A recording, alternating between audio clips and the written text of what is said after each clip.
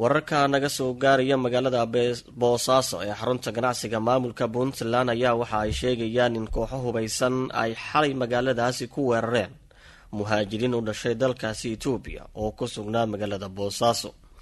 taliska booliiska Boosaaso waxa ay xaqiijiyeen in koox bastoolada ku hubeysan ay magaalada ku weerareen rag ka soo jeeda qoomiyadda Tigreega oo maalmihii la soo dhaafay ku sugnaa magaaladaasi. waxaa la xaqiijiyay ugu yaraan in hal qof uu geeriyooday sidoo kalena uu mid kale uu dhaawacmay ka oo ciidanka booliiska ay ka qaadeen goobta ayna geeyeen mid kamid ah isbitaalada magaaladaasi. kooxda weerarka geysatay ayaa goobta ka baxsatay waxaana saakay magaalada ciidamada amnigu ay ka wadaan howlgallo ballaaran oo lagu baadigoobayo dadkii ka dambeeyay falkaasi.